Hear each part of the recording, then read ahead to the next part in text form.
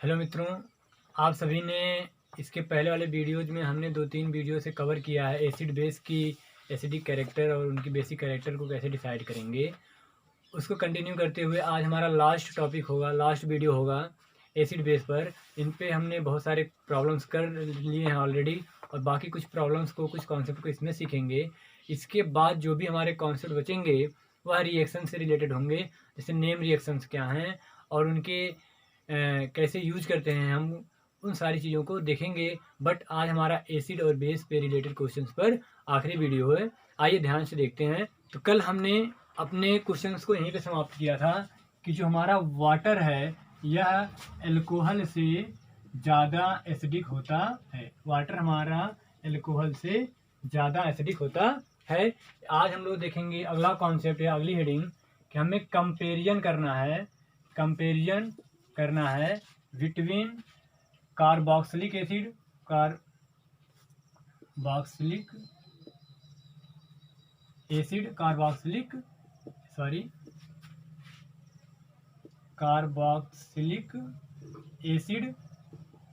And carbonic acid. तो जो carboxylic acid होता है हमारा, कार्बोक्सिलिक एसिड होता है RCOOH, ये हमारा कार्बोक्सिलिक एसिड होता है। और H2CO3 हमारा ये कार्बोनिक एसिड होता है। अगर हमें इनकी एसिडिटी देखनी है कि इन दोनों में कौन स्ट्रांग एसिड है, तो हम सबसे पहले इसका क्या बनाएंगे, एनायन बनाएंगे। जो हमारा एनायन बनेगा इसका एनायन ये बनेगा, इस पर माइनस आएगा, ठीक है। और जो इसका एनायन बनेगा वह ये बनेगा, इस तरह से, इसका एनायन इस तरह से बनेगा, ठीक है। इसका एनायन इस तरह से बनेगा। इसको हम क्या बोलेंगे, ये हमारा इसका कॉन्जुगेट बेस है। एसिड का हमारा कॉन्जुगेट बेस और इसका ये कॉन्जुगेट बेस है, ठीक है। ये इसका कॉन्जुगेट बेस है। तो हम कॉन्जुगेट बेस अगर इसका ज़्यादा स्टेबल होगा जो इन दोनों में, वही ज़्यादा एसिडिक होगा, ठीक है। अब यहाँ पे देखिए, जो ये माइनस है, यह माइनस यहाँ आएगा तो ये वाला बॉन्ड इस पे चला जाएगा, यानी इसका जो रेजोनेंस होगा वह RC यहाँ पे जाके माइनस हो जाएगा और ये डबल बॉन्ड O हो जाएगा। यहाँ पे R देने वाला ग्रुप है, यहाँ पे क्या है ग्रुप, प्लस आई इफेक्ट है। यहाँ पे कौन सा इफेक्ट है, प्लस आई इफेक्ट है। यहाँ पे प्लस आई इफेक्ट लग रहा है, यहाँ इलेक्ट्रॉन को दे रहा है। और हम जानते हैं कि जहाँ पे प्लस आई इफेक्ट होता है वहाँ पे यह स्टेबिलिटी को डिक्रीज कर देता है। किसमें, एनायन में। अगर यहीं पे प्लस होता तो यह स्टेबिलिटी को इंक्रीज कर देता। यहाँ पे देखते हैं, यहाँ पर भी सेम कॉन्सेप्ट है। यहाँ बॉन्ड आएगा तो यहाँ पे बन जाएगा आपका HOCO माइनस चला जाएगा, डबल बॉन्ड O, ठीक है, डबल बॉन्ड O। लेकिन एक चीज़ यहाँ पे ध्यान से देखिए, जो ये वाला हमारा ग्रुप है, इस ग्रुप में जो ऑक्सीजन है ये वाला ग्रुप, ये माइनस आई इफेक्ट है। ये क्या है, माइनस आई इफेक्ट है। लेकिन जो ये ऑक्सीजन है यह यहाँ से रेजोनेंस भी कर रहा है। यहाँ से क्या कर रहा है, रेजोनेंस भी कर रहा है, यानी रेजोनेंस से अपने इलेक्ट्रॉन को दे रहा है, रेजोनेंस से अपने इलेक्ट्रॉन को दे रहा है। जब यह इलेक्ट्रॉन रेजोनेंस से देगा तो बन जाएगा RO, डबल बॉन्ड इस पे आ जाएगा प्लस C, ये O और ये था और ये बॉन्ड टूट के इस पे चला जाएगा, O माइनस बन जाएगा। यहाँ पे प्लस R इफेक्ट भी है, मतलब रेजोनेंस इफेक्ट भी है। तो हम जानते हैं रेजोनेंस इफेक्ट क्या होता है, ज़्यादा स्ट्रांग होता है as compared to inductive effect. यानी इन दोनों में से कौन ज़्यादा स्टेबल हो गया, ये ज़्यादा स्टेबल हो गया। क्यों, क्योंकि यहाँ पर माइनस को देना, खींचना चाहिए था, लेकिन खींच कम रहा है, दे ज़्यादा रहा है। खींच कम रहा है, दे ज़्यादा रहा है। यहाँ पे इसकी स्टेबिलिटी को और ज़्यादा डिक्रीज कर रहा है, कम कर रहा है। यानी जो RC double bond O minus है, यह हमारा ज़्यादा स्ट्रांग है किससे, इससे, ठीक है। यहाँ पे लिख लीजिएगा आप ब्रैकेट में कि ये स्टेबिलिटी वाला है। कौन सा वाला है, स्टेबिलिटी वाला। तो अगर ये स्टेबिलिटी वाला हो गया तो इनकी बेसिसिटी क्या होगी, इनकी बेसिसिटी क्या हो जाएगी, जो ज़्यादा स्टेबल उतना ज़्यादा वीक एसिड, ठीक है। तो ये इसका कॉन्जुगेट बेस ये क्या होगा, बेसिक होगा, ठीक है। तो ये ज़्यादा स्टेबल, तो इसका जो एसिड होगा वह उतना ज़्यादा स्ट्रांग एसिड होगा, यानी RC डबल बॉन्ड OOH ये हमारा किससे H2CO3 से स्ट्रांग एसिड है, स्ट्रांग एसिड है। ठीक है, इससे स्ट्रांग एसिड है, उतार लीजिए। तो हमने देखा कि हमारा RCOOH यानी कार्बोक्सिलिक एसिड ये हमारा कार्बोनिक एसिड से ज़्यादा स्ट्रांग एसिड था। अब हमें इसको देखना है, RCOOH को फार्मिक एसिड के साथ देखना है, HCOOH के साथ, कि फार्मिक एसिड और कार्बोक्सिलिक एसिड में दोनों में कौन स्ट्रांग एसिड है। तो आइए देखते हैं। इसका जब हम लोग एनायन बनाएंगे यानी कॉन्जुगेट बेस बनाएंगे, तो हम लोग कॉन्जुगेट बेस, हम लोगों को अगर एसिडिक स्ट्रेंथ देखना है तो हम लोग उसके कॉन्जुगेट बेस को देखेंगे कितना स्टेबल है, वह उतना ही ज़्यादा स्ट्रांग बनेगा। तो ये RC डबल बॉन्ड OO- बनेगा, और इसका जो कॉन्जुगेट बेस बनेगा वह कौन सा बनेगा, HOC डबल बॉन्ड OO-। ठीक है, यही बनेगा ना, नहीं सॉरी, ये H होगा यहाँ पे, ये H यहाँ पे होगा। ठीक है, क्योंकि एक H निकलेगा, 2 ऑक्सीजन है ना, ये कार्बोनिक बन जाता है। ठीक है, अब इन दोनों में कौन स्टेबल ज़्यादा है, यहाँ पर रेजोनेंस तो सेम है, ये वाला बॉन्ड यहाँ रेजोनेंस करेगा और ये यहाँ करेगा, ऐसे ये यहाँ करेगा, ये यहाँ करेगा, यानी यहाँ पे रेजोनेंस और यहाँ पे रेजोनेंस सेम है, लेकिन यहाँ पे प्लस आई इफेक्ट है, प्लस आई इफेक्ट है, ये देने वाला है, और यहाँ पे कोई इफेक्ट ऐसा नहीं है, यहाँ पे क्या है, नो इफेक्ट है। तो प्लस आई इफेक्ट एनायन को क्या कर देता है, इसको अनस्टेबलाइज कर देता है, यानी ये कम स्टेबल है, ये ज़्यादा स्टेबल है। तो स्टेबिलिटी ऑर्डर में ये क्या हो गया, ज़्यादा। ठीक है, ये स्टेबिलिटी में है, स्टेबिलिटी में ये ज़्यादा स्टेबल हो गया। और तो ज़्यादा स्टेबल, तो ये RCOO- ये क्या हो जाएगा, HCOO- से ज़्यादा बेसिक हो जाएगा, ज़्यादा क्या हो जाएगा, बेसिक। जो कम स्टेबल वो ज़्यादा बेसिक, और इसका कॉन्जुगेट क्या हो जाएगा, उल्टा, यानी RCOOH यह हमारा HCOOH से वीक एसिड हो जाएगा। ठीक है, क्यों, क्योंकि हमारा इसका एनायन ज़्यादा स्टेबल है, यहाँ पे इसका एनायन ज़्यादा स्टेबल है, जिसका एनायन ज़्यादा स्टेबल वह स्ट्रांग एसिड, इसका एनायन कम स्टेबल है तो वीक एसिड। वीक एसिड का कॉन्जुगेट हमने देखा था, वीक एसिड का कॉन्जुगेट देखा था स्ट्रांग बेस होता है, स्ट्रांग बेस, इसलिए इसका स्ट्रांग बेस, ये स्ट्रांग एसिड है, स्ट्रांग एसिड का कॉन्जुगेट बेस वीक बेस। ठीक है, यहाँ पे बेसिक वाला देखना, weak base, strong base, stability ज़्यादा, स्टेबिलिटी कम, स्ट्रांग एसिड, वीक एसिड, ये आप बता लीजिए। अगला कॉन्सेप्ट है, हमने अभी तक क्या क्या देख लिया है, जल्दी जल्दी यहाँ पे लिखते चलते हैं। H2O हमारा एल्कोहल से ज़्यादा स्ट्रांग था। ठीक है, एक ये देखा था, और अभी हमने देखा कि RCOOH यह स्ट्रांग एसिड था, किससे, कार्बोनिक से, कार्बोक्सिल का, और फार्मिक एसिड, फार्मिक एसिड हमारा RCOOH से स्ट्रांग एसिड था।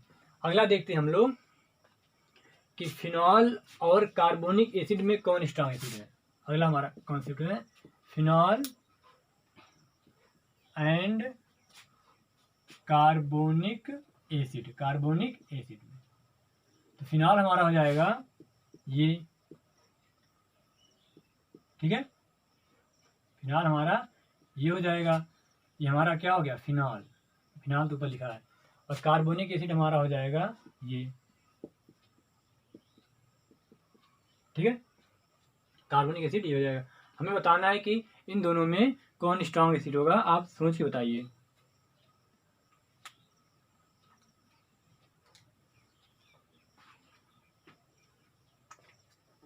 सोच के बताने के लिए पहले आप इसको क्या करेंगे, कॉन्जुगेट बेस बनाएंगे। तो कॉन्जुगेट बेस आपका क्या बनेगा, ये बनेगा कॉन्जुगेट बेस O-, और इसका कॉन्जुगेट बन जाएगा O-। अब की बार रेजोनेंस दोनों जगह है, देखिए ध्यान से, रेजोनेंस आपका अब की बार दोनों जगह है। रेजोनेंस यहाँ पर है और यहाँ पर है, ठीक है, लेकिन यहाँ पर रेजोनेंस क्या है, अंदर है रेजोनेंस, है ना, लेकिन यहाँ पे रेजोनेंस जो होगा वह माइनस किस पर आएगा, कार्बन पे माइनस आएगा, यहाँ पे क्या आएगा माइनस कार्बन पे, लेकिन यहाँ पे माइनस किस पे आएगा ऑक्सीजन पे, है ना। यहाँ पे लिख लीजिए फिनॉल में नेगेटिव चार्ज लो इलेक्ट्रोनेगेटिव एटम कार्बन पर आ रहा है, जबकि किसमें कार्बोनिक एसिड में मोर इलेक्ट्रोनेगेटिव एटम ऑक्सीजन पर आ रहा है। किस पे आ रहा है ऑक्सीजन, इसमें ऑक्सीजन पे जा रहा है, लेकिन यहाँ पे लो पे जा रहा है। तो जो लो इलेक्ट्रोनेगेटिव एटम होते हैं उनमें कार्बन रखने की क्षमता कम होती है, यानी ये हमारा क्या हो गया, ये बहुत ही कम स्टेबल हो गया। ये क्या हो गया स्टेबिलिटी का ऑर्डर, क्या हो गया ये स्टेबिलिटी ऑर्डर हो गया, ठीक है, ये स्टेबिलिटी ऑर्डर हो गया। और इसको लिख सकते हैं हम पीएच माने PHO माइनस, और ये हमारा हो जाएगा HCO3 माइनस। अगर ये हमारा ज़्यादा स्टेबल है, ये कम स्टेबल है, ठीक है। अगर जो ज़्यादा स्टेबल होगा वो क्या होगा कम, ये हमारा स्ट्रांग बेस होगा, ठीक है, ये हमारा बेस होगा, ठीक है। और यहाँ से देख लीजिए हमारा ये ज़्यादा स्टेबल है, तो इसका जो एसिड होगा वो स्ट्रांग एसिड होगा, यानी ये हमारा स्ट्रांग एसिड है। ये हमारा कोई कैसा एसिड है, स्ट्रांग एसिड है, ठीक है। यानी फिनॉल से ज़्यादा स्ट्रांग एसिड हमारा क्या नाम है, कार्बोनिक एसिड होता है। यहाँ पे आपको थोड़ा सा डाउट हो सकता है कि यहाँ पर ये रेजिडेंस से देने वाला है, ठीक है, ये रेजिडेंस से देने वाला है, तो यहाँ पे ये ज़्यादा स्टेबल नहीं होना चाहिए। लेकिन एक चीज़ ध्यान दीजिए कि जब यह माइनस बेंजीन में जाता है, बेंजीन अपने आप से छेड़खानी ऐसे नहीं करने देती, क्योंकि जब यह माइनस बेंजीन में जाएगा तो ये आपका ऐसे बन जाएगा, यह बॉन्ड इस पर आ जाएगा, इस पर माइनस आ जाएगा, ये डबल बॉन्ड, और ये आपका बन जाएगा। अब आप इसको और इसको देखिए ध्यान से, ये नॉन एरोमेटिक हो गया, ये एरोमेटिक था, ये नॉन एरोमेटिक हो गया, यानी ये अपनी कैरेक्टर को ही खो दिया। तो यह बेंजीन जो है अपने से छेड़खानी ऐसे ही नहीं करने देगी जब तक उसको ज़्यादा स्टेबिलिटी ना मिले, ठीक है, इसलिए हमारा ये ज़्यादा स्टेबल है, ये नॉन एरोमेटिक बन जाता है, ठीक है। आइए हम अगले कॉन्सेप्ट को देखते हैं। अब हमारा पूरे कॉन्सेप्ट को हम लोग समराइज कर लेते हैं, स्टार बना के पूरा ब्लैक पेन से बढ़िया से लीजिएगा। हमारा जो फार्मिक एसिड था HCOOH, ये क्या है हमारा फार्मिक एसिड, ठीक है, ये स्ट्रॉन्गर एसिड था किससे, RCOOH कार्बोक्सिलिक एसिड से। इसके बाद यह कार्बोक्सिलिक एसिड में ये हमारा कार्बोनिक एसिड था, ठीक है, ये कार्बोनिक एसिड, और कार्बोनिक एसिड हमारा फिनॉल से, किसके, फिनॉल से। इस पीएच का मतलब होता है C6H5, इसका एक H निकल करके OH जुड़ा है, ठीक है। ये हमारा एसिडिक ऑर्डर हो गया।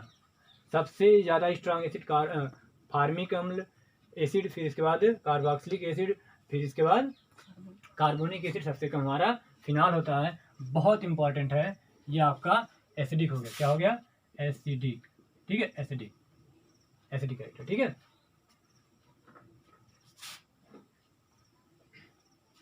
एसिडिक कैरेक्टर, ठीक है। आप याद रखेंगे फार्मिक वाला जो सबसे ज़्यादा स्ट्रांग एसिड होता है, और इन दोनों को याद करने के लिए जो फिनॉल है, फिनॉल का एक और नाम होता है, इसे कहते हैं कार्बोलिक एसिड। इसे फिनॉल को एक कहते हैं कार्बोलिक एसिड, क्या कहते हैं, इसे कार्बोलिक एसिड कहते हैं। फिनॉल क्या कहते हैं, कार्बोलिक एसिड, ठीक है, फिनॉल को कार्बोलिक एसिड। और इसे क्या कहते हैं, इसे कहते हैं कार्बोनिक एसिड, इसे क्या कहते हैं कार्बोनिक एसिड, ठीक है, इसे कार्बोनिक, इसे कहते हैं, इसे कार्बोक्सिलिक एसिड कहते हैं, ठीक है। अब आप यहाँ पे ध्यान दीजिए, L सबसे छोटा क्या है, सबसे पहले L आता है, फिर N आता है, फिर X आता है, LNX, ठीक है। L के बाद ही आता है ना, तो आपको ऑर्डर रखना है कि LX जो है सबसे बड़ा है, सबसे बाद में आता है। और फिर N, ठीक है। आप देखेंगे तो ABCDEFGHIJKL, L आपका कितना आता है, 12 पे आता है। LMN, N जो है आपका 14 पे आता है। और X कहाँ पे आता है, X आपका 24 पे आता है। तो सबसे बड़ा कौन है, 24 है, तो ये बड़ा है। तो L माने कार्बोक्सिलिक, N माने कार्बोनिक, और L माने कार्बोलिक, ठीक है। ऐसे आप इनको याद रखेंगे, ठीक है। जल्दी जल्दी बता लीजिए, ये आपका कॉन्सेप्ट था कि कौन स्ट्रांग एसिड था, कौन वीक एसिड था, ठीक है। इसके बाद इस पे 1-2 क्वेश्चन देख लेते हैं, हो गया। इसके बाद 2 क्वेश्चन लिख रहे हैं हम, और जल्दी से बता दीजिए और आगे बढ़ते हैं हम लोग। आपको एक क्वेश्चन है POH माने, ये पीएच माने ये फेनिल, और OH माने फिनॉल हो गया। HCO3 माइनस है, आपको बताना है कि क्या बनेगा, क्या बनेगा, जल्दी बता दीजिए।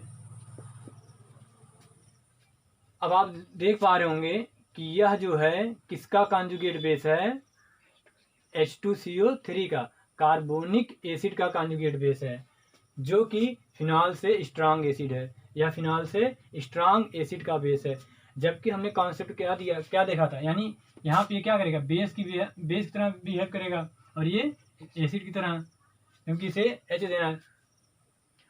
तो एक स्ट्रांग एसिड अपने से वीक एसिड के कॉन्जुगेट बेस को H+ देता है, लेकिन यहाँ पे जो हमारा कॉन्जुगेट बेस है वह स्ट्रांग एसिड का है। क्यों, क्योंकि कार्बोनिक एसिड हमारा फिनॉल से ज़्यादा स्ट्रांग एसिड होता है। तो स्ट्रांग एसिड का बेस है, वीक एसिड का बेस नहीं है, इसलिए यह वीक एसिड हो गया, या इसको H+ नहीं दे पाएगा, यह रिएक्शन नहीं होगी। यहाँ पे इन दोनों में स्ट्रांग कौन है, हमारा ये स्ट्रांग एसिड है, ये क्या है, वीक एसिड है। वीक एसिड का कॉन्जुगेट है, तो यह इसे H+ दे देगा और H2CO3 बन जाएगा, ठीक है।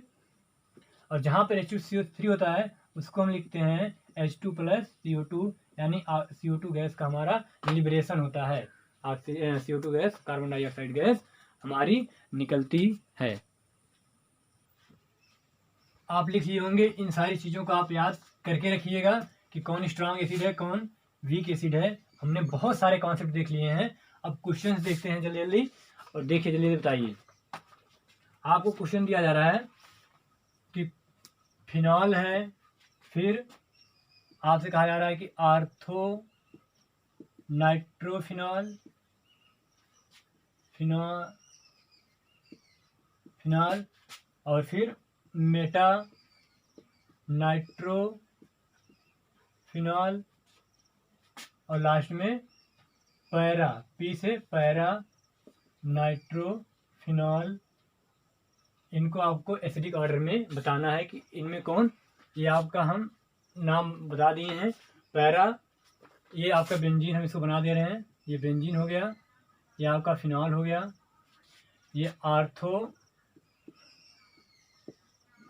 नाइट्रोफिनॉल है, N∠O, ये, और ये हमारा मेटा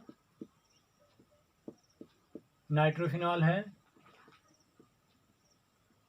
और ये हमारा पैरा नाइट्रोफिनॉल है, ठीक है। आपको बताना है इसमें कौन ज़्यादा स्ट्रॉन्गेस्ट एसिड होगा, या सबसे ज़्यादा स्ट्रांग है कौन है, इसका ऑर्डर बताना है, इंक्रीजिंग और डिक्रीजिंग। अब इसका एनायन बना लेते हैं, ये एनायन बन जाएगा, ठीक है, कॉन्जुगेट बेस का, और इसका एनायन ये बन जाएगा,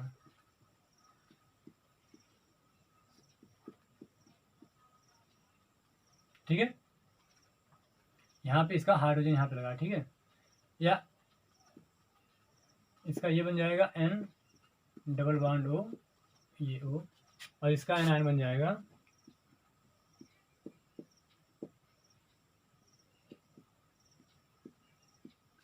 और जो इसका एनायन बन जाएगा वो ऐसे आपका बन जाएगा।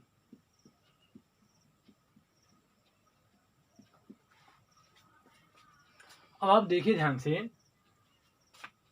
फिनाल का जो रेजोनेंस होगा, यह तो रिंग में जाएगा, लेकिन रिंग में जाएगा तो वह इसको नॉन एरोमेटिक बना देगा।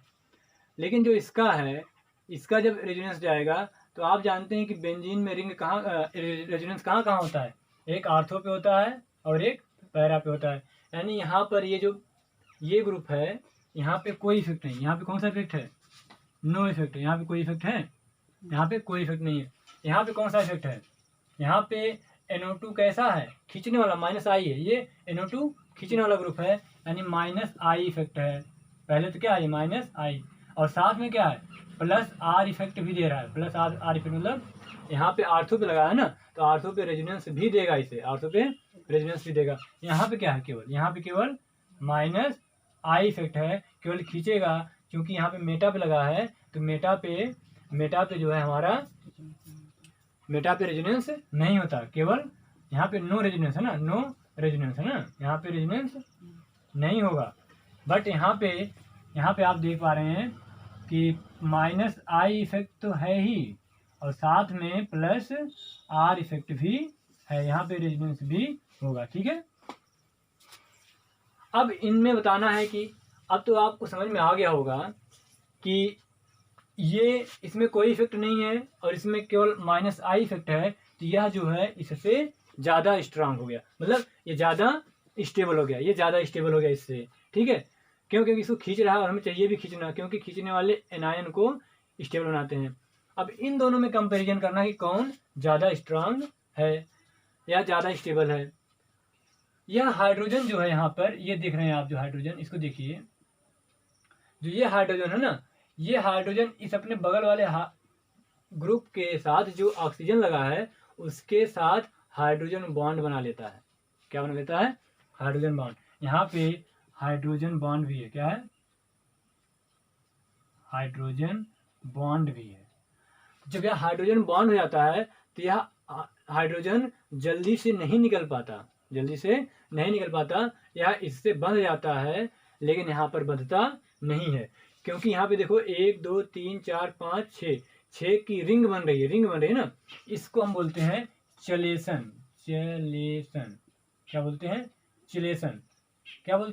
चिलेशन। हाइड्रोजन बॉन्डिंग करके एक रिंग का बनना, उसको हम लोग चिलेशन बोलते हैं। क्या बोलते हैं, चिलेशन। तो चिलेशन होने से इसकी स्टेबिलिटी बढ़ जाती है, लेकिन एसिडिक कैरेक्टर इसका घट जाता है, क्योंकि यह हाइड्रोजन अब आराम से नहीं निकल पाएगा। क्यों, क्योंकि यहाँ पे हाइड्रोजन बॉन्डिंग की वजह से बंध गया है, लेकिन यहाँ पर ऐसा कोई कुछ नहीं है। तो सबसे ज़्यादा स्ट्रांग कौन हो गया, हमारा ये। तो अब हमारा सबसे स्ट्रांग ये हो गया, इसका नाम क्या है, पैरा नाइट्रोफिनॉल।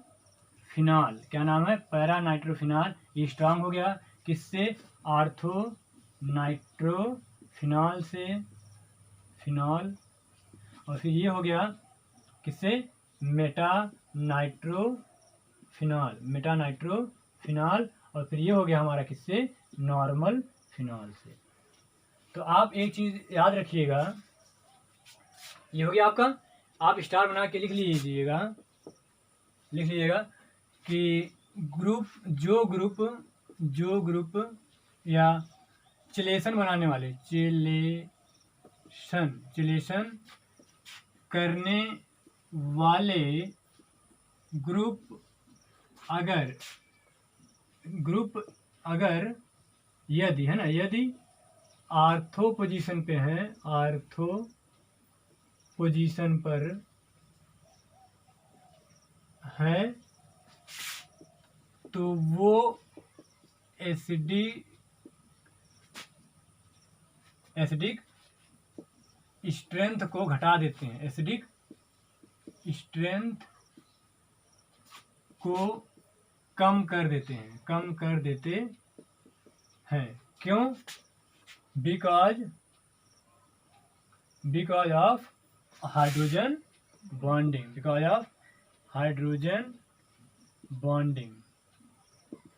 ठीक है। हाइड्रोजन बॉन्डिंग की वजह से वह उसके एसिडिक कैरेक्टर स्ट्रेंथ को कम कर देते हैं, वह हाइड्रोजन आराम से नहीं निकल पाता है। अब जैसे कौन कौन से चिलेशन वाले होंगे, जैसे चिलेशन वाले आपका NO2 हो जाएगा, ठीक है, और CN हो जाएगा, ठीक है, ये सभी क्या है, चिलेशन कर लेंगे, इसलिए वहाँ पे हाइड्रोजन बॉन्डिंग बन जाएगी और ये उसे निकलने नहीं देंगे और कम एसिडिक कर देंगे। अगर ये सभी जो है यानी ऐसे ग्रुप जिसमें एटम ज़्यादा हो, क्या हो, एटम्स ज़्यादा हो, जो यानी देखो NO2 में 3 एटम है, CN में 2 एटम है, तो अगर ज़्यादा एटम है और वह ऑर्थो पे प्रेजेंट है तो वहाँ पे चिलेशन होगा, हाइड्रोजन बॉन्डिंग होगी और वो एसिडिक कैरेक्टर को कम कर देंगे। जैसे अगर COOH ग्रुप लगा रहे तो ये भी जो है चिलेशन करेगा, ठीक है, ये भी चिलेशन करेगा, COOH ये चिलेशन कर देगा, तो वहाँ से एसिडिक कैरेक्टर उसकी घट जाएगी। यहाँ पर एक बहुत ही इंपॉर्टेंट कॉन्सेप्ट है, अगला देख लीजिए। अगर ये हमारा कोई एसिड है, ये क्या है, कोई एसिड है, तो यहाँ से H+ निकलेगा और A- एनायन बनेगा। आप इक्विलिब्रियम कांस्टेंट पढ़े हैं, क्या पढ़े हैं, इक्विलिब्रियम कांस्टेंट, साम्य अवस्था स्थिरांक कहते हैं, इक्विलिब्रियम कांस्टेंट। इसको कैसे लिखते हैं, Ka बराबर, ये लिखते हैं concentration of H+ into concentration of A- divided by concentration of Ha, ठीक है। अब आप बताइए कि Ka की वैल्यू ज़्यादा कब होगी, जब ऊपर वाला ज़्यादा हो नीचे वाला कम हो, और ऊपर वाला ज़्यादा कब होगा, जब ये क्या होगा, स्ट्रांग एसिड होगा, मतलब इसका आयनाइजेशन ज़्यादा हो, यानी ज़्यादा H+ बने, और ज़्यादा H+ कौन देगा, एक स्ट्रांग एसिड देगा। तो स्ट्रांग अगर एसिड है तो उसका H+ ज़्यादा बनेगा H+, यानी ये ज़्यादा बनेगा, ये भी ज़्यादा बनेगा, तो ये वैल्यू क्या होगी, ज़्यादा, और ये कम होगा तो ये कम होगा, तो ये वैल्यू क्या आएगी, ज़्यादा। यानी for a strong acid Ka value is high, ठीक है। अगर स्ट्रांग एसिड है तो उसकी Ka वैल्यू क्या है, इक्विलिब्रियम कांस्टेंट की वैल्यू ज़्यादा होगी, ठीक है, Ka वैल्यू क्या होगी, ज़्यादा होगी। क्यों, because of its high ionization, क्योंकि इसका जितना ज़्यादा आयनाइजेशन होगा उतना ज़्यादा H+ बनेगा, और जितना ज़्यादा इसका ऊपर वाला ज़्यादा होगा और नीचे वाला कम होगा उतना ही ज़्यादा इसकी Ka, तो स्ट्रांग एसिड का Ka क्या होता है, ज़्यादा होता है, हाई होता है, ठीक है। यहाँ पे आपको बताना है कि H2O और ROH में Ka वैल्यू किसकी ज़्यादा होगी, वाटर चूंकि हमारा ज़्यादा स्ट्रांग एसिड है तो इसका Ka वैल्यू ज़्यादा होगी, ठीक है। तो यहाँ पर हमने ब्रैकेट में लिख दिया, इसका मतलब क्या, यहाँ पर हम Ka वैल्यू देख रहे हैं, तो हमारा वाटर के लिए क्या होगा, ज़्यादा होगा। ऐसे इसके लिए क्या होगा, RCOOH और H2CO3 में इन दोनों में Ka वैल्यू किसकी ज़्यादा होगी, हमारा फॉर्मिक ज़्यादा स्ट्रांग एसिड होता है तो इसमें हमारा Ka वैल्यू फॉर्मिक का ज़्यादा होगा, ठीक है। तो Ka वैल्यू क्या होता है, इक्विलिब्रियम कांस्टेंट, तो जो स्ट्रांग एसिड उसकी Ka वैल्यू ज़्यादा, ठीक है। आगे आइए हम लोग क्वेश्चन करते हैं जल्दी, ये आप लिख लिए होंगे। आज इस टॉपिक को ख़त्म करना है, आगे बढ़ना है, फटाफट क्वेश्चन बताते जाइए जल्दी। हम लिख रहे हैं,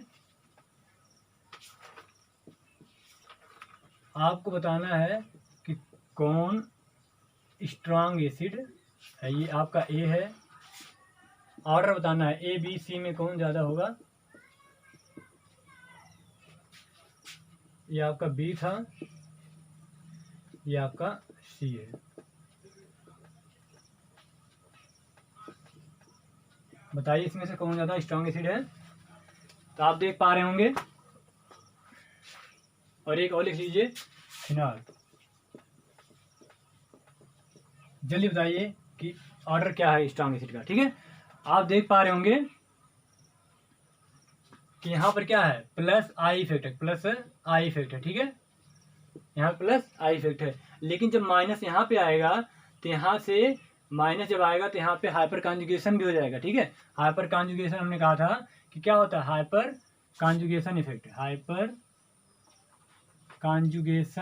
हमने बताया था कि अगर ये C+ है तो इसके बगल वाले जो हाइड्रोजन होते हैं यहाँ से यह माइनस निकल जाता है और यह इससे जुड़ जाता है, अगर इस पर माइनस है तो यहाँ से प्लस निकल जाता है, तो इसी को हाइपर कॉन्जुगेशन इफेक्ट बोलते हैं।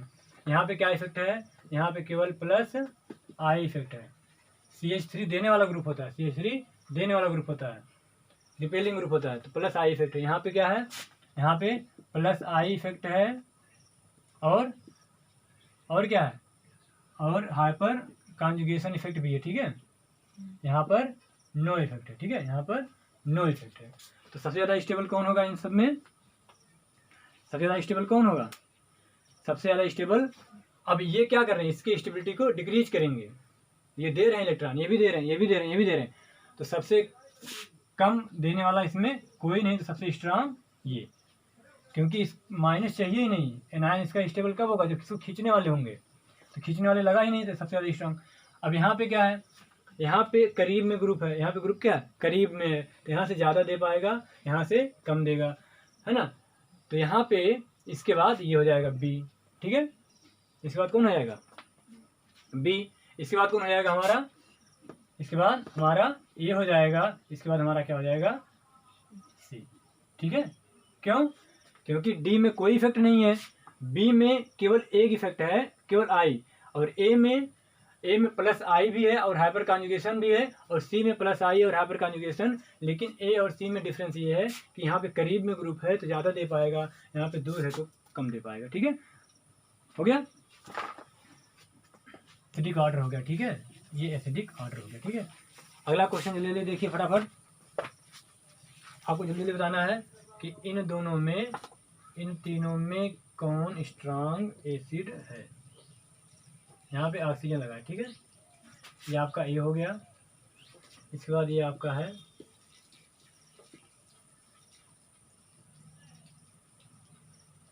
ये आपका फिनाल है, जल्दी जल्दी बताइए फटाफट। ये आपका बी हो गया, ये सी हो गया। एसिडिक ऑर्डर बताना कौन स्ट्रांग एसिड है। तो यहाँ पे आप देखिए OCH3 क्या होता है, आई इफेक्ट होता है, माइनस आई इफेक्ट होता है, तो यहाँ पे माइनस आई भी है, और यहाँ पे चूंकि ऑक्सीजन का इलेक्ट्रॉन रेजोनेंस भी करेगा, ऑक्सीजन का इलेक्ट्रॉन रेजोनेंस भी करेगा, तो प्लस आर भी है, यहाँ पे केवल माइनस आई है, यहाँ पर नो इफेक्ट। तो यहाँ पे सबसे ज़्यादा स्टेबल कौन हो गया, इसमें केवल माइनस आई है, खींचने वाला लगा, इसमें क्या है, खींचने वाला लगा, इसमें खींच रहा है, तो बी सबसे स्ट्रांग एसिड हो गया, ठीक है। इसमें खींच तो रहा है लेकिन आर देने वाला, रेजिडेंस देने वाला, हम जानते हैं रेजिडेंस ज़्यादा इफेक्टिव होता है, इसलिए ये क्या हो गया, सबसे वीक हो गया, यहाँ पर ये कोई इफेक्ट नहीं है। इसके बाद सी हो जाएगा, इसके बाद ये सबसे वीक एसिड हो जाएगा, ठीक है। जल्दी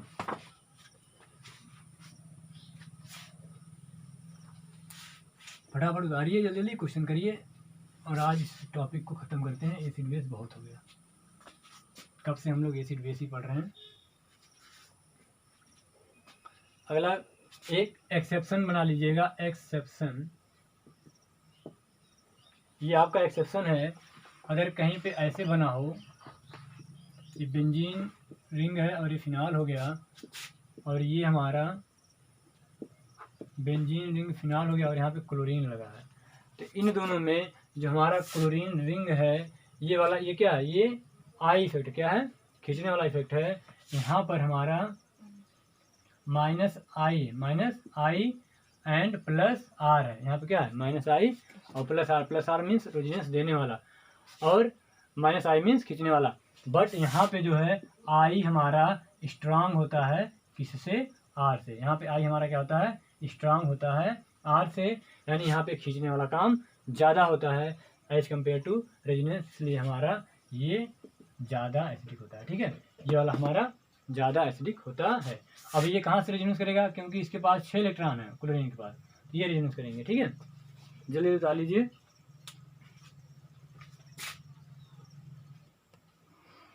यहाँ पे एक कॉन्सेप्ट लिख लीजिएगा, in case of halogen, in case of halogen मतलब जब यहाँ पे क्लोरीन फ्लोरीन ब्रोमीन लगेगा, तो minus I effect is stronger then residence effect, ठीक है।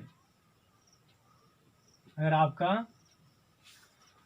आपका हेलोजन लगा है तो वहाँ पे हमारा रेजिडेंस इफेक्ट वीक हो जाता है, जबकि वो वाला इफेक्ट हमारा स्ट्रांग हो जाता है, ठीक है। आप एक लास्ट क्वेश्चन बताइए फर्स्ट में, इसमें से ये आपका फिनाल है केवल, ये दूसरा आपका यहाँ पे फ्लोरीन लगा हुआ है, ये तीसरा आपका इसमें क्लोरीन लगा हुआ है, ये आपका OMe लगा हुआ है, ये आपका OHMe लगा हुआ है, और ये लास्ट वाला आपका OH नाइट्रो लगा हुआ है। तो इसको आप तभी कर पाएंगे जब हमने इंडक्टिव इफेक्ट में आपको बताया था कि किसके खींचने की पावर सबसे ज़्यादा होती है, वह आपको याद हो। वह अगर आपको याद है तो आप समझ जाएंगे कौन स्ट्रांग होगा, कौन वीक होगा, कौन खींचने की जिसके खींचने की पावर ज़्यादा होगी वह सबसे स्ट्रांग होगा। तो हम सीधा सीधा यहाँ पे लिख दे रहे हैं आंसर, आप बना लीजिएगा कि F हमारा सबसे स्ट्रांग, NO2 हमारा सबसे ज़्यादा खींचता है, इसके बाद C है, इसके बाद B है, इसके बाद A है, इसके बाद E है, सबसे कम आपका D है। D सबसे कम क्यों है? क्योंकि यहाँ पर रेजोनेंस दे देगा, यहाँ पे क्या दे देगा, रेजोनेंस दे देगा। E क्या है? E जो है देने वाला ग्रुप है, क्या है, Me, यहाँ पे Me है, Me माने CH3, ये देने वाला ग्रुप है, यहाँ भी दे रहा है, यहाँ भी दे रहा है। ये खींचने वाले ग्रुप हैं, ये भी खींचने वाले, ये भी खींचने वाले, तो ये सभी खींचने वाले हो गए। तो सबसे ज़्यादा NO2 खींचता है, सबसे ज़्यादा हो गया। इसके बाद C है, C और B में कौन स्ट्रांग होगा? क्लोरीन ज़्यादा खींचेगा। क्यों? क्योंकि क्लोरीन के पास D ऑर्बिटल, यहाँ पे लिख लीजिएगा, chlorine has D orbital as vacant, ठीक है, वैकेंट, ठीक है। इसके पास D कक्षक खाली होता है इसके पास, लेकिन F के पास नहीं होता, इसलिए इसका रेजोनेंस जाएगा, लेकिन यह रेजोनेंस नहीं करेगा, इसलिए C हो गया। फिर इससे ज़्यादा B का हो गया। अब D और E में यहाँ पे ये देने वाले हैं दोनों, यहाँ पे कोई देने वाला नहीं, इसलिए A हो गया। यहाँ पे देने वाला है, तो देने वाला है, लेकिन यहाँ पे रेजोनेंस से भी दे रहा है, खींच तो रहा है लेकिन रेजोनेंस से ज़्यादा दे रहा है, तो रेजोनेंस ज़्यादा इफेक्टिव हो जाएगा, तो कम हो जाएगा, और यहाँ पे केवल I दे रहा है, तो इसलिए ज़्यादा हो गया। डाल लीजिए, आप इनको बढ़िया समझ लीजिए, अगर आपको याद होगा तो आप कर लिए होंगे। आगे देखते हैं, आइए देखते हैं कुछ क्वेश्चंस को। HOCl है आपका, HOCl, इसको हाइपोक्लोरस एसिड कहते हैं। इसके बाद HOC डबल बॉन्ड O है, यानी 2 ऑक्सीजन लग गया। इसके बाद HCHO, फिर इसके बाद Cl के साथ 3 ऑक्सीजन लग गए। इसके बाद HOCl के साथ 4 ऑक्सीजन लग गए। ये ऐसा क्यों हो रहा है? क्योंकि इसके पास 6 इलेक्ट्रॉन है और इसके पास वैकेंट D ऑर्बिटल भी है, ठीक है। इसके बाद इसका हम लोग कॉन्जुगेट बेस लिख लेंगे, OCl minus O minus C double bond O minus Cl, ये Cl है, ये डबल बॉन्ड O, ये O माइनस Cl, एक ऑक्सीजन इधर, एक इधर, एक इधर। तो आपको बताना है कि इनमें से कौन ज़्यादा एसिडिक होगा। इसको बताने के लिए हम लोग सबसे पहले एनायन को देखेंगे कि एनायन कौन स्ट्रांग एसिड है, कौन एनायन स्ट्रांग है। तो आप देख पा रहे हैं कि जो ये एनायन बना है यह 4 ऑक्सीजन पे जाएगा, 1 2 3 4 है ना, यह 4 ऑक्सीजन पे जाएगा, लेकिन यह 3 पे जाएगा, यह 2 पे जाएगा, यह 1 पे। यानी सबसे ज़्यादा स्टेबल कौन है? सबसे ज़्यादा स्टेबल ये हो गया, इसके बाद ये हो गया, ये इसके बाद ये हमारा क्या हो गया? स्टेबिलिटी का, क्या हो गया? स्टेबिलिटी का। और इसको लिख लें हम लोग तो OCl minus OClO, OCl double bond OCl triple oxygen यहाँ पे लगे हुए हैं। ये आपका क्या होगा? ये ज़्यादा स्टेबल तो कम बेसिक, ज़्यादा स्टेबल तो कम बेसिक, ये क्या हो जाएगा? बेसिक वाला, ठीक है। अब बेसिक वाला तो हमारा स्ट्रांग एसिड कौन सा होगा? ये हमारा स्ट्रांग एसिड होगा। क्यों? क्योंकि इसका एनायन ज़्यादा स्टेबल है, जिसका एनायन ज़्यादा स्टेबल वह स्ट्रांग एसिड, यहाँ पे एसिडिक लिख दीजिएगा, ठीक है। तो इसको हम लोग फिर से लिख दे रहे हैं, ये आपका है HOCl, इसके बाद ये आपका है HClO2, इसके बाद ये आपका है HClO3, HClO4 ये आपका एसिडिक ऑर्डर है। ठीक है, इसको ऐसे भी बोल सकते हैं, इसको यहाँ पे हमने कैसे देखा है, यहाँ पे हमने स्टेबिलिटी एनायन की देखी है ना, बट यहाँ पे ऑक्सीडेशन नंबर के बेस पर भी देख सकते हैं। किस बेस पे? ऑक्सीडेशन नंबर से भी देख सकते हैं। कैसे? यहाँ पे देखते हैं, ऑक्सीजन का -2, हाइड्रोजन का +1, घट जाएगा, कितना बचेगा? -1, उधर जाएगा तो +1, कितना? +1। यहाँ पे 2 दूनी 4 में से घटेगा तो +3, यहाँ पे 3 दूनी 6 +5, 4 दूनी 8 +7। ऑक्सीडेशन नंबर बढ़ रहा है तो एसिडिक कैरेक्टर बढ़ेगा, इससे भी बता सकते हैं आप। और यहाँ से एनायन की स्टेबिलिटी से भी बता सकते हैं कि एनायन हमारा ज़्यादा स्टेबल है, इसलिए ये स्ट्रांग एसिड होगा। बहुत ही अच्छा क्वेश्चन था, बहुत अच्छा। इसको आप इम्पोर्टेंट मार्क कर दीजिए, बहुत ही अच्छा है। तो 2 कॉन्सेप्ट हमने बताया, एक एनायन की स्टेबिलिटी से, दूसरा ऑक्सीडेशन नंबर से। ऑक्सीडेशन नंबर बढ़ेगा तो स्टेबिलिटी एसिडिक कैरेक्टर भी आपका बढ़ेगा। हम जो कॉन्सेप्ट, अगला जो कॉन्सेप्ट हम बता रहे हैं, ये बहुत ही इम्पोर्टेंट है, इसको आप याद रख लीजिए, बहुत ही इम्पोर्टेंट है। इनको आप सीधा सीधा याद कर लीजिए। आप इनको ये वाला तो बता ले जाएंगे। पहला HCO, ये फार्मिक एसिड है, और ये आपका बेंजोइक एसिड है। ये कौन सा आपका एसिड है? Benzoic acid. और ये आपका एसिटिक एसिड है।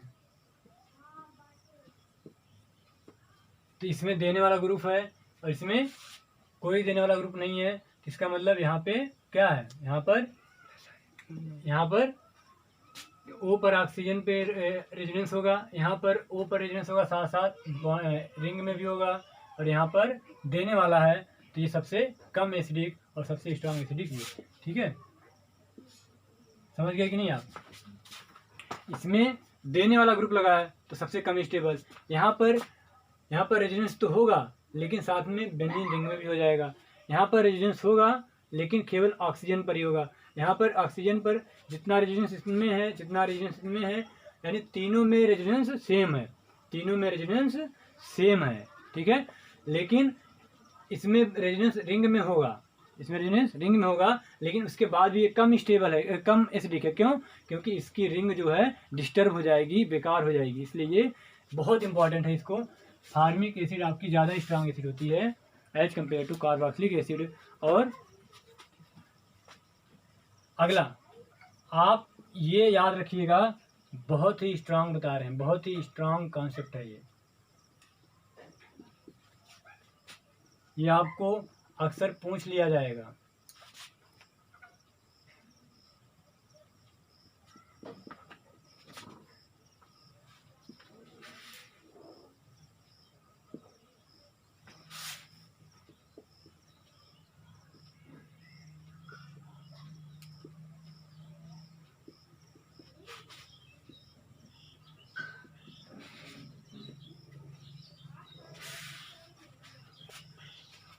अगर आपको ये क्या है, ये अमोनिया है, ये क्या है? टर्सरी अमोनिया है। ये क्या है? टर्सरी अमोनिया, क्योंकि यह नाइट्रोजन जो है 3 मेथिल से जुड़ा है, 3 CH3 से जुड़ा है, यहाँ पे 2 1 से जुड़ा है, यहाँ पे 2 से जुड़ा है। तो अगर ये इनका बेसिक कैरेक्टर होता है, इसलिए क्या होता है? बेसिक। यानी हमारी अमोनिया से स्ट्रांग एसिड कौन होगा? ये वाला। इससे स्ट्रांग एसिड ये, इससे स्ट्रांग एसिड ये, सॉरी बेस। ये हमारा सेकेंडरी है, ये हमारा प्राइमरी है, ये हमारा टर्सरी है। लेकिन एक चीज़ ध्यान दीजिए, यहाँ पे ऐसे उल्टा हो जाता है। देख लीजिए, हमने 2 चीज़ लिखी है, लेकिन यहाँ पे टर्सरी, सेकेंडरी, फिर प्राइमरी। ये टर्सरी आपका है क्योंकि नाइट्रोजन 3 कार्बन से जुड़ा है, यहाँ पे नाइट्रोजन 2 कार्बन से, यहाँ नाइट्रोजन 1 कार्बन से, यहाँ पे ये। लेकिन जो ये वाला कॉन्सेप्ट होता है, अगर ये लिक्विड में हो, ये बहुत इंपॉर्टेंट है। किसमें? लिक्विड में। किसमें? अगर ये लिक्विड फेज में है, लिक्विड में है तब इस तरह से होगा, और अगर गैसियस फेज में है तो इस तरह से होता है। तो आप याद रखेंगे कि गैसियस में अगर है, किसमें है? गैसियस में, तो हमारा tertiary ammonia, try methyl ammonia हमारा ज़्यादा बेसिक होगा, फिर सेकेंडरी होगा, फिर प्राइमरी होगा, फिर अमोनिया होगा। अब ऐसा हम क्यों कह रहे हैं बेसिक? क्योंकि बेसिक को बेसिक को क्या चाहिए, H+ एक्सेप्ट करना है। तो यहाँ पे मेथिल क्या है, देने वाला, तो देने वाला है, तो देने वाले जो है एसिडिक कैरेक्टर को घटाते हैं जबकि बेसिक कैरेक्टर को बढ़ाते हैं। तो मेथिल यहाँ पे 3 देने वाला है, लेकिन लिक्विड में याद रखेंगे कि सेकेंडरी का ज़्यादा होता है, फिर प्राइमरी का, टर्सरी का कम होता है, लेकिन गैसियस में टर्सरी का सबसे ज़्यादा। बहुत इंपॉर्टेंट, बहुत इंपॉर्टेंट, आपसे पूछ लिया जाएगा कि लिक्विड में इनमें से सबसे स्ट्रांग बेस कौन है, या गैस में स्ट्रांग बेस कौन है। तो स्ट्रांग बेस गैस में टर्सरी वाला होगा, यानी टर्सरी वाला सबसे ज़्यादा, और लिक्विड में सेकेंडरी होगा, फिर प्राइमरी होगा, फिर टर्सरी होगा, फिर इसके बाद अमोनिया होगा।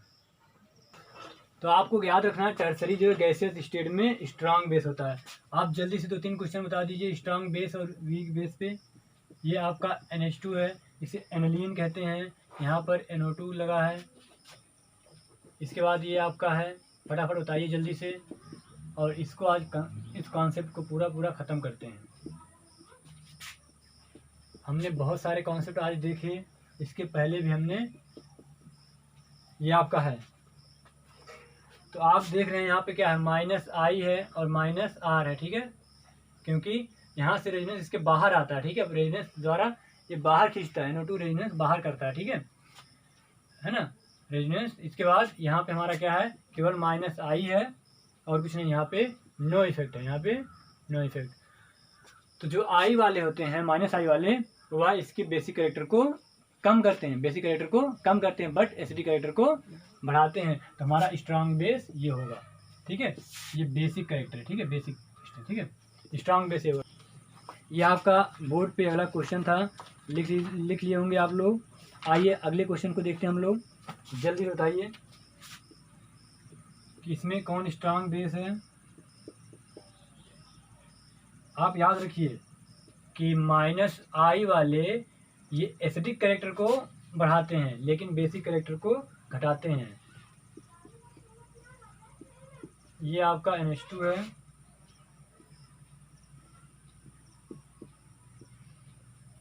NH2 अगर बेंजीन रिंग पे लगा है तो इसको हम लोग एनिलीन बोलते हैं, एनिलीन।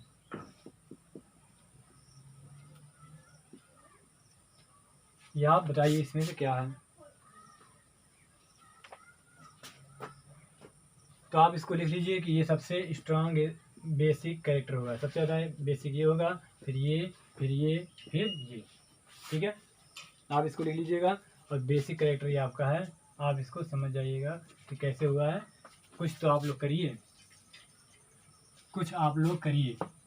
आप लोगों ने पैरासीटामोल दवा का नाम सुना होगा, पैरासीटामोल,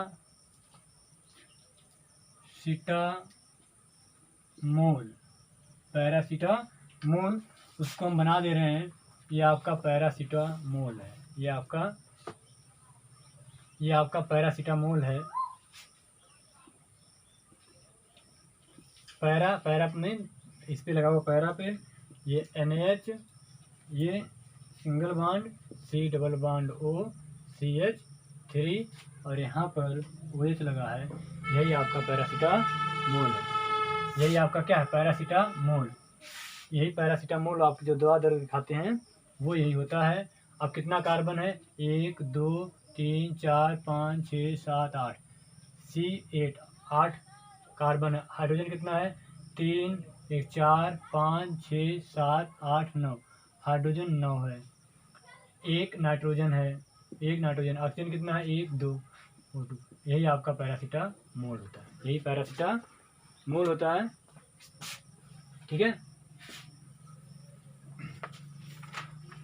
इसके बाद आप यूरिया जानते हैं, यूरिया, ये सभी को याद रख लीजिए। आप यूरिया जानते हैं, यूरिया ये आपका NH2 C++O NH2 होता है। यह भी एक स्ट्रांग बेस है, ये भी क्या है, एक स्ट्रांग बेस है, ठीक है, स्ट्रांग बेस है। इसके बाद एक बहुत ही स्ट्रांग बेस लिख रहे हैं हम, NH2 सिंगल बॉन्ड NH2 और डबल बॉन्ड NH। ये लास्ट में आपका NH है, या इसको हम ऊपर लिख दे रहे हैं, ये डबल बॉन्ड के साथ NH है। तो ये जो है इसका नाम आपका है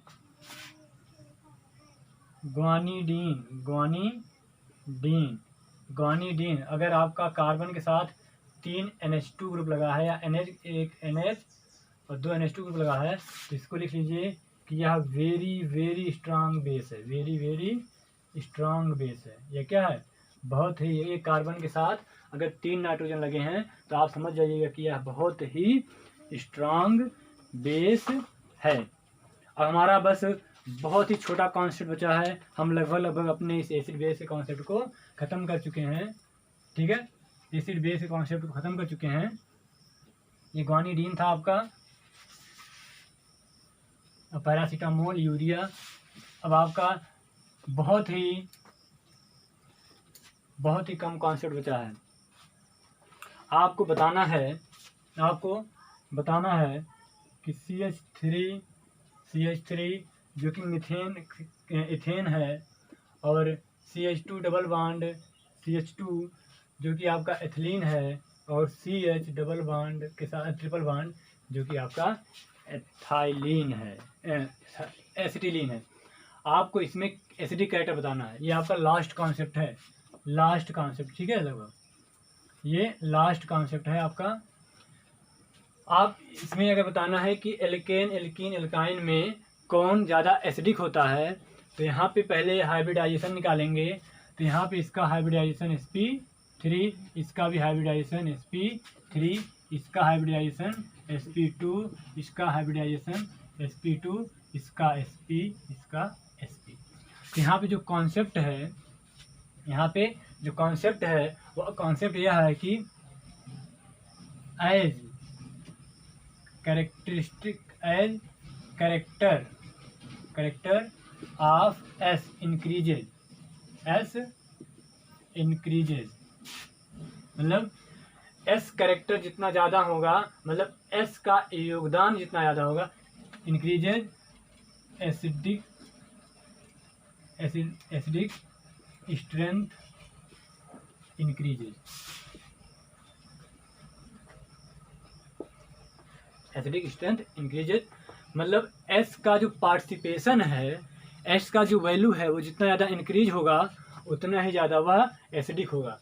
अब आप देखिए यहाँ पे, अगर हम मान लें कि टोटल 100% है, कितना है टोटल? 100% हमारा टोटल कितना है?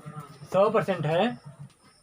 तो हमारा जो लास्ट कॉन्सेप्ट है उसको देख रहे हैं हम लोग। आप मान लीजिए टोटल हमारे पास 100% है। टोटल क्या है? 100% है। तो जहाँ पर sp3 होगा, sp3 का मतलब क्या है? एक S हो गया और 3 P हो गया। तो एक S हो गया, 3 P हो गया। तो इसका मतलब अगर आप 100 को बांटेंगे तो आपके S को मिलेगा 25% और P को मिलेगा 75%। अगर आपका sp2 हो गया तो sp2 माने एक S और 2 P है। तो अब इसको 100% आप बांटेंगे तो अब की बार S को मिलेगा 33.33% और इसको मिलेगा 67.67%। ऐसे ही अगर आप sp को देखेंगे, sp में आपका एक S है और एक P है, एक S है और एक P है। तो यहाँ पर आप अगर 100 को बांटेंगे तो इस S को मिलेगा 50% और इस P को भी मिलेगा 50%। तो जितना ज़्यादा S कैरेक्टर होगा, यानी S की क्वालिटी जितना ज़्यादा होगी, हम कह सकते हैं कि जो ये एसिटिलीन है, इसमें S की कैरेक्टर बहुत ज़्यादा है, S का कैरेक्टर बहुत ज़्यादा है और इसमें S का कैरेक्टर बहुत कम है। और यहाँ पे लिख लीजिए S कैरेक्टर कितना, यहाँ पे S कैरेक्टर हम लिख दे रहे हैं 50%, यहाँ पे S कैरेक्टर 50%, यहाँ पे 33.33%, यहाँ पर 25%। ये हमारा क्या है? S कैरेक्टर है। ठीक है, S कैरेक्टर है। अब आपका S कैरेक्टर जितना ज़्यादा वह उतना ही स्ट्रांग एसिड। तो आप देख पा रहे हैं यहाँ पर S कैरेक्टर कितना है? सबसे ज़्यादा 50% है और यहाँ पे 33% है। तो यहाँ पे आपका ये एसिडिक होगा। ठीक है, एसिडिक। तो हमारा एसिटिलीन यानी ट्रिपल बॉन्ड जो है, ट्रिपल बॉन्ड अगर कहीं पर है, यह जो है डबल बॉन्ड से ज़्यादा एसिडिक होता है और डबल बॉन्ड हमारा सिंगल बॉन्ड से ज़्यादा एसिडिक होता है। डबल बॉन्ड हमारा ज़्यादा एसिडिक होता है किसके? ये आपका कैरेक्टर है। ठीक है, तो आप समझ गए होंगे कि अगर ट्रिपल बॉन्ड है तो हमारा ज़्यादा एसिडिक, डबल बॉन्ड कम एसिडिक, सिंगल बॉन्ड सबसे कम एसिडिक। वह क्यों? क्योंकि आपका एस कैरेक्टर ज़्यादा तो एसिडिक कैरेक्टर भी ज़्यादा होगा। यहीं पे हमारा लास्ट कॉन्सेप्ट ख़त्म हो रहा है। आइए एक लास्ट एग्जाम्पल के साथ हम लोग इस पूरे टॉपिक को ख़त्म करते हैं। ये आपका है हमारा लास्ट क्वेश्चन है। आपको बताना है कि इसमें कौन ज़्यादा एसिडिक होगा। ये C2H5OH है और ये आपका एसिटिलीन है और ये आपका अमोनिया है। तो आपको बताना है कि ये आपका ज़्यादा एसिडिक होगा, ये आपका कम एसिडिक होगा। अब आप समझ जाइए कि जो अमोनिया था वह मीथेन से ज़्यादा एसिडिक था। ये अमोनिया जो है हमारा CH4 से ज़्यादा एसिडिक है। इसको भी ले लीजिए, CH4 ज़्यादा एसिडिक है, बट एसिटिलीन से कम एसिडिक हो जाता है। आप समझ गए होंगे कि सिंगल बॉन्ड में और ट्रिपल बॉन्ड में कितना डिफरेंस होता है एसिडिक कैरेक्टर को लेकर के। आइए एक आध क्वेश्चन और देख लेते हैं। सेम क्वेश्चन यही था और इस वाटर से, या इसको हम लोग अच्छे लिख लेते हैं एक बार। ये CH4 हो गया, इससे ज़्यादा स्ट्रांग एसिड हमारा अमोनिया होगा, इससे ज़्यादा स्ट्रांग एसिड हमारा ये एसिटिलीन होगा। अब आप देखिए एसिटिलीन किसके किसके बीच में आ गया है? वाटर से वीक होता है, अमोनिया से स्ट्रांग एसिड होता है। और इसके बाद आपका PaOH, ये फिनॉल हो गया, ये आपका एसिडिक कैरेक्टर हो गया। आप इसको लिख लीजिए जल्दी से, बढ़िया से, और समझ जाइए और अच्छे से। ये आपका एसिडिक कैरेक्टर। और आप लिख लीजिए इससे फिनाल से स्ट्रांग एसिड आपका क्या था? फिनाल से आपका स्ट्रांग कार्बोनिक था और इससे स्ट्रांग था आपका एसिटिक एसिड था। इससे स्ट्रांग हमारा फार्मिक एसिड था और इससे स्ट्रांग हमारा HOCl था। HOCl से स्ट्रांग जो हमारा होगा वह 2,4,6 ट्राई नाइट्रो 2-नाइट्रो फिनाल और इससे स्ट्रांग एसिड हमारा HBr है और इससे स्ट्रांग एसिड हमारा HI है। ये हमने पूरे कॉन्सेप्ट को समराइज कर लिया कि कौन हमारा स्ट्रांग एसिड है, कौन वीक एसिड है। ये आपका एसिडिक कैरेक्टर था, ये एसिडिक था। ठीक है, पूरा एक तरफ से इससे स्ट्रांग ये, इससे स्ट्रांग ये, इससे ये, इससे ये, इससे ये, इससे ये, इससे ये, इस पूरे कॉन्सेप्ट को हमने देख लिया। एक नाम यहाँ पे आया हमारा 2,4,6 ट्राई नाइट्रोफिनॉल इसको बोलते हैं।